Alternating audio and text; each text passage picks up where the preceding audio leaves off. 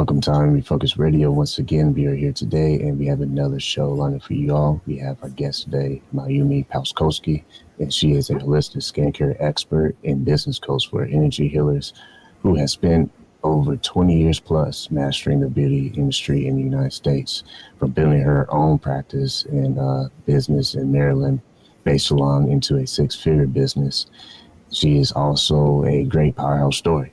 As an immigrant with no family or support network, she used everything, her time and her energy, to scale her business. And she is now a mentor helping others do the same.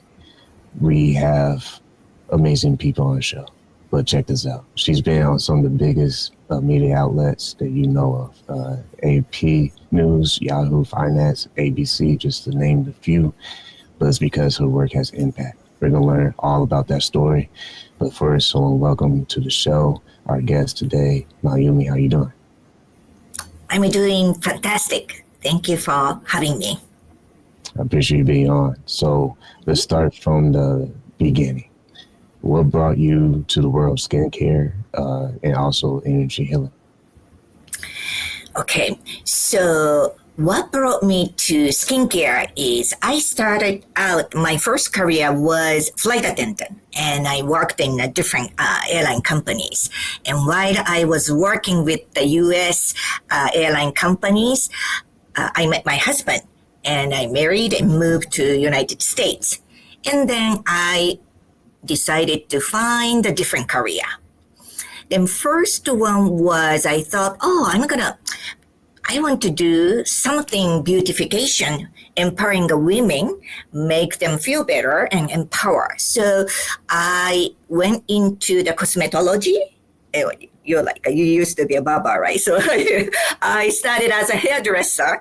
But after 5 or 6 years, I decided I'm going to start to understand more skincare better. At that time, I thought about the spa, having a spa, creating a spa was my goal. And then went to the skincare school. And that's where I met the person. Her name is Carol Walderman. She's called a legend in the United States aesthetic industry. And I really went into the skincare in depth. And she is the one also introduced the energy healing. And in our school, it's already closed because Mrs. Walderman has retired. But I used to call the school name is Von Lee. And in the massage technique, there was already energy healing component was there.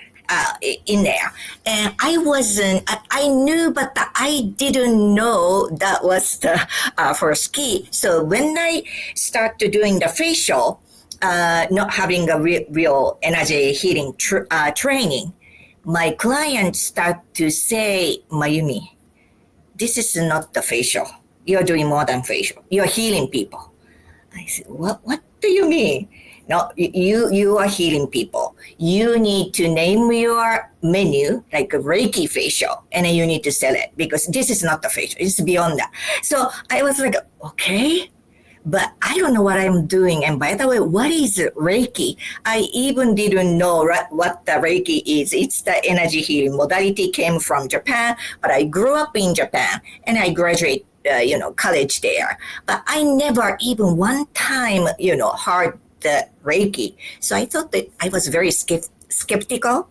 I believe the energy healing, it's in our culture, in Eastern medicine already, we have energy healing. So that aspect, energy healing, I was a believer, but Reiki wasn't. I thought that those people are scammers. And then I was just first workshop was, I want to see, who are they? What kind of workshop they're going to do. And then find out that that's true. So that went into the road to learn many different energy modalities. And then I start to combine everything. And then I had the unique, different type of facial studio.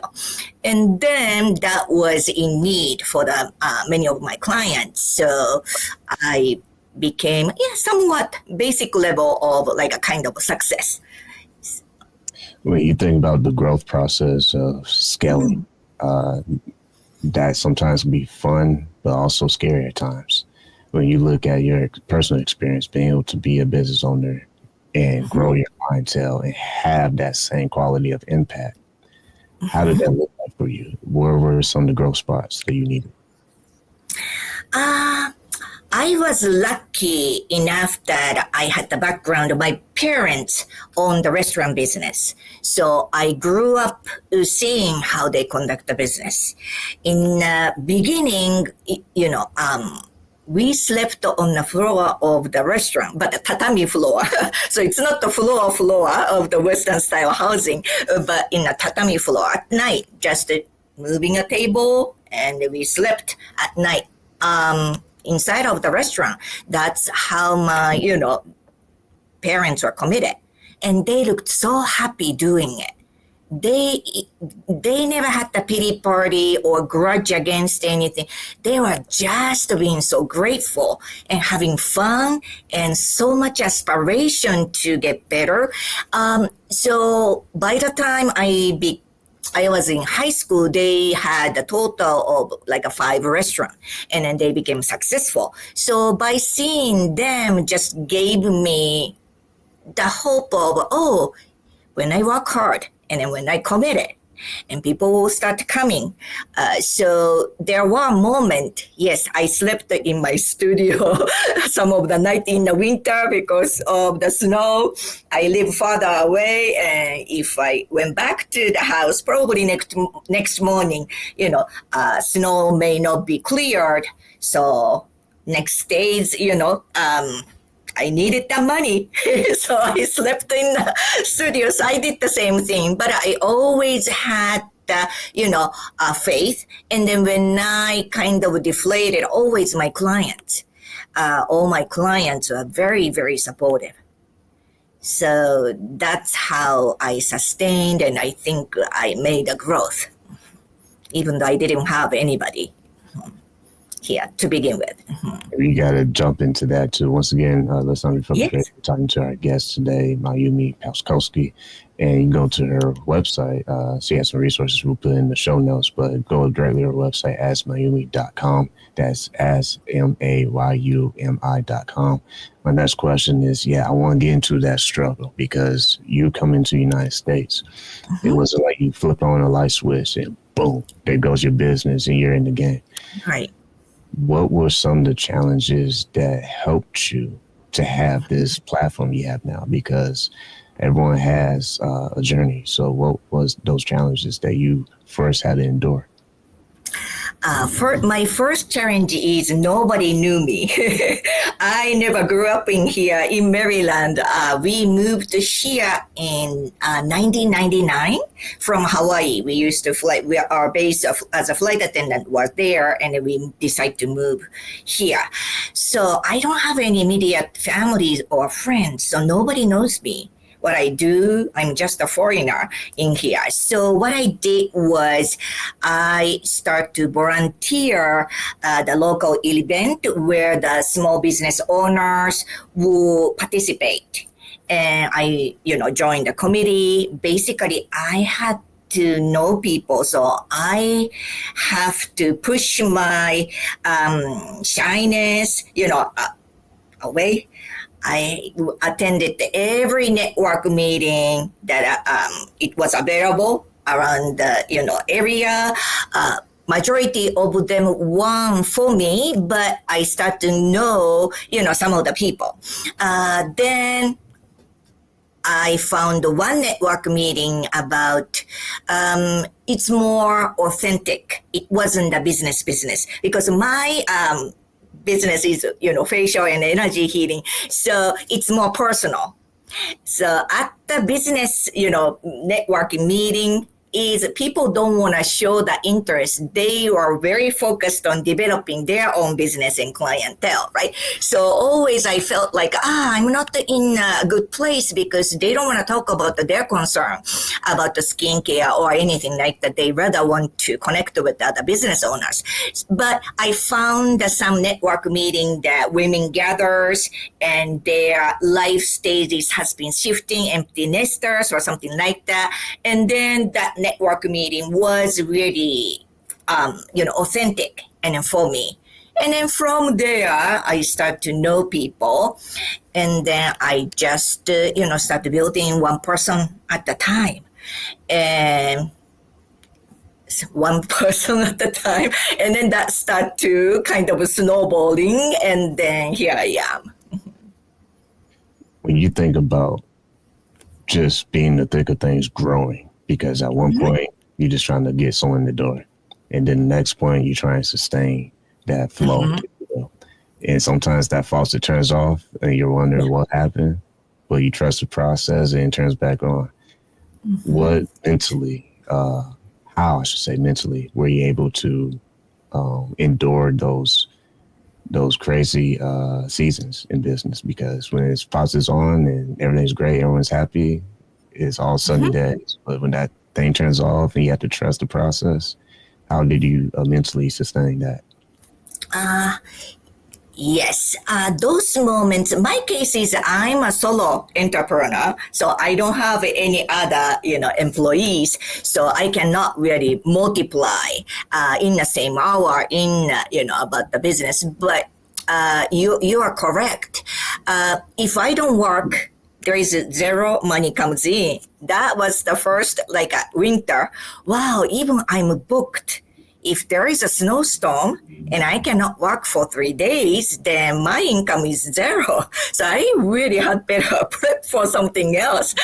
So I start to developing different plans. Maybe during those winter months, I have a Christmas package for the products that people can purchase beforehand and then sustain until spring, or I can do something, start teaching webinars, or, this type of energy healing. It doesn't have to be in person. I do remotely, meaning that I can work from home.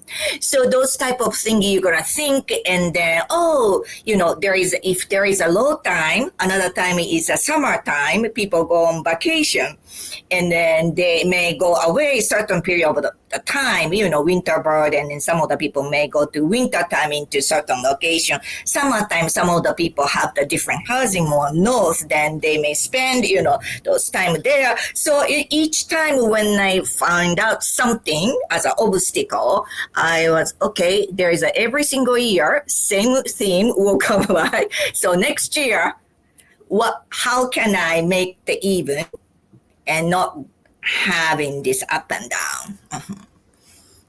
When you think about the impact you already have right now, I said in the intro, the media outlets, you have over 22 plus media outlets that has showcased your business and your work. When you understand your why and what gets you going, no matter if it's rainy or shiny, your why is important. And I'm sure that's been echoed on these media outlet shows, including this one right here. How do you stay excited about your business? Because I love the fact that you mentioned about your parents and how much they love their business and was willing to make those necessary adjustments. Sleeping wherever you gotta sleep, check mark. We're gonna do what we gotta do to keep this thing going. What keeps you strong? Probably that's from my upbringing, being Japanese. Now many CEO talks about the ikigai or kaizen or different Japanese wording like, I do kaizen, meaning is forever improving. So Japanese are always make something better every single day, make faster, better, more seamless. That's imprinted, how I was raised in Japan. And also, we love what we do. I love what I do. its fundamental difference is that, yes, income is very, very important. But in Japan, there is no word as, oh, this job is professional. Every single job is in professional. So everybody takes pride, on themselves, and garbage collectors or government employees, their track is spotless. Everybody take care of it. They have pride what they do. Even the, cleaning people, we appreciate how great they clean everything in such a short amount of time. So like an airport, the world best cleanest airport is Tokyo Haneda International Airport.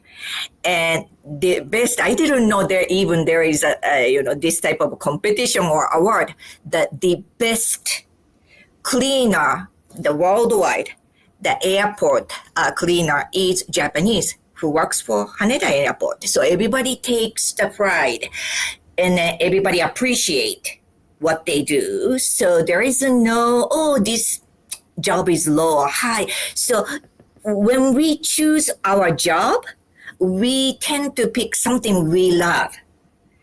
So every single day I wake up excited. If I don't get excited, maybe it's time to change my career or move on to something else. Sometimes my clients ask me that, oh, Mayumi, am I the last person at the salon today? And I said, yes. Oh, good, you can go home early. And I'm like, oh, yeah, thank you, but I never feel that way. If I want to go early, probably I will block my schedule and I go home early. It never occurred to me that way. Oh, I cannot wait until I go home. I'm seeing the clock, ticking, and I feel that, some of the people, in order to get monetary exchange, some of the people working in a very, very difficult, area that they don't even love. So it's paying for them, spending 8 hours a day or even 5 hours a day. That creates a lot of stress. But I never feel that way. If I feel that way about my career or job, I will quit. I will stop and start doing something else. I just don't want to do because of the sake of something. Once again, listen to I Am Refocused Radio, talking to our guest today, Mayumi Pachkoski. Go to her website. It's real simple. It's askmayumi.com. My next question for you is, what do you wish people would understand better when it comes to the connection of skincare versus self-worth? Okay, skincare versus self-worth. Firstly, when people feel that they look better, their energy vibration really start radiating and then go really much lighter. People start to smiling, and then they are even, searching that how they hold themselves and standing or sitting will change. So it's very important to take care of yourself. Especially, I think women have the difficulty. They tend to be a caretaker, and they take care of everybody, and they are the last. But it doesn't have to be that way. My belief is that women in the household needs like a sunshine.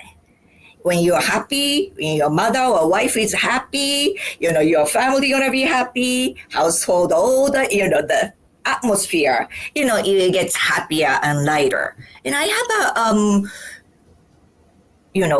quite few, probably considering in the industry, male clients too. And they have a business or they have a career, but also they know the importance of, taking care of themselves and then have a time to really relax. With the energy, or work and flow, they will, even that short amount of time, my facial is probably between 80, 90 minutes. They get really deep quality of the sleep. So they feel really rejuvenated after that. A lot of business owners out there who are listening to this, I'm sure going to appreciate your story.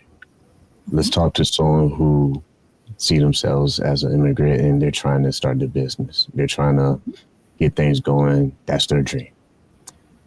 Knowing what you know now, everyone's story is different, everyone's process is different, but what would you share with them to encourage them to stay with the process of building their business if that's what they truly want to do?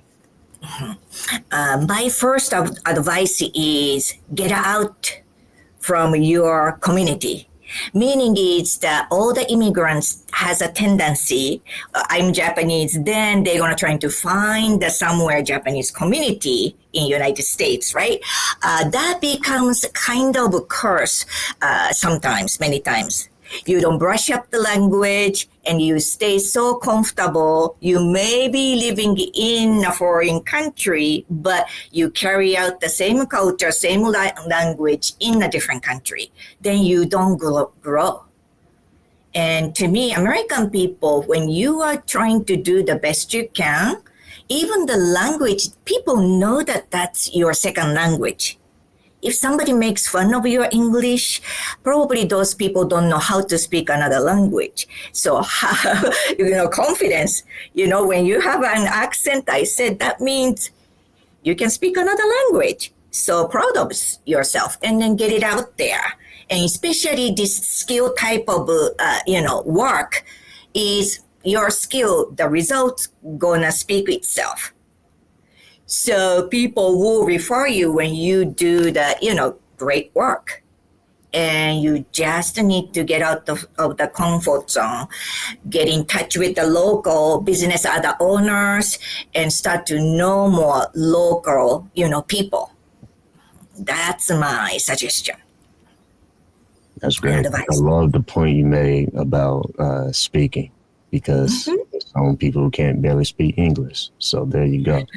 And what I mean by that is people are actually from there and they can't do that. Right. All jokes aside, when you think about the position you have now to give back and help mentor people and coach people, someone's listening right now and they want to hit you up and say, well, shoot, I need some mentoring. I need some help and guidance. What's some of the ways that, or what is the way that they can get connected with you so that they can tap into those resources?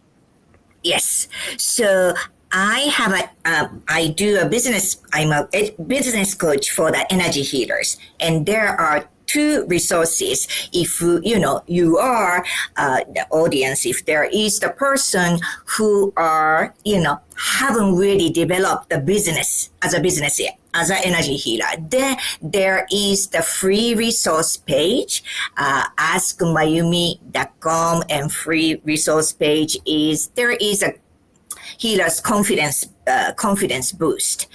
You can download the PDF. That's one free resource.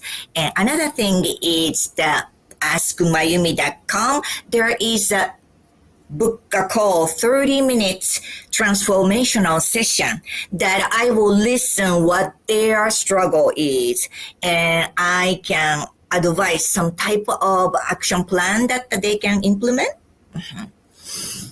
Yes. That's great. So, and then, yes, if they like it, of course, coaching would be great. But I know that many people are just frozen, doesn't know where to start or how to take the next step because they are so bombarded with all the different informations and just frozen. And somebody like me, I don't have a time to sit around. I was an immigrant.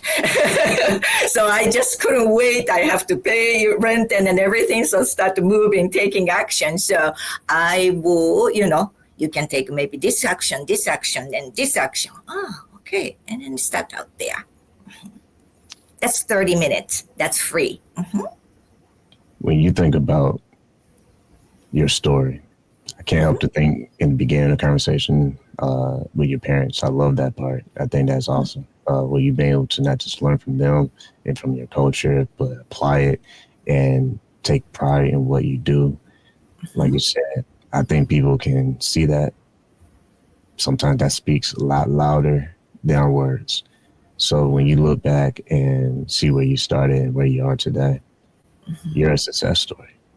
So how would you see your legacy if it's all said and done? How would you want your legacy to be as a business owner and as an immigrant who made it? Okay, the legacy. I don't know. I want people to remember that, oh, I felt so at ease and empowered, and then got the energy. I felt like I can do it when I spoke with, Mayumi. That's how I'm gonna be remembered. Yes. My father used to tell me that, oh, so many houses, so many things. When you die, you cannot take it with you. So it's not how much or what you have, but how you lived is very, very important. So I'm happy. I want other people to be happy. You don't have to be struggle. Yes, it's not easy conducting a business, but you can be cheerful. And then there are some people can advise you and then give you, little nudge. Then you're going to have lots of fun with it. Well, I can feel the energy myself, so I'm sure people will be successful when they connect and do business with you. So once again, you're listening to I Am Refocused Radio, watching this online, talking to our guest today, Mayumi Pachkoski. Like always, for you, and like we always say on the show, thank you for your time, man. Thank you.